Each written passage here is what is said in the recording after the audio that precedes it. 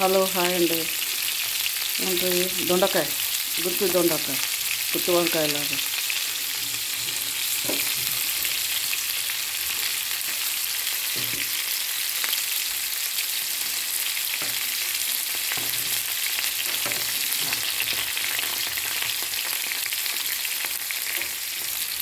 ఇలా చేసుకోవాలండి.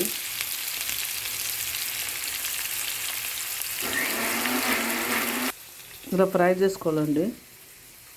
తర్వాత మసాలా చేయాలండి. మసాలా చెప్తా. ఇది మసాలా తయారు చేయాలండి. ఇలాగా ఇది ఉల్లిగడ్డ, ఒక టమాటా, చింతపండు అవన్నీ వేసిన అన్నట్టు, ఉల్లికారం మసాలా. ఇది గ్రేవీ ఇట్లా చేసుకోవాలి.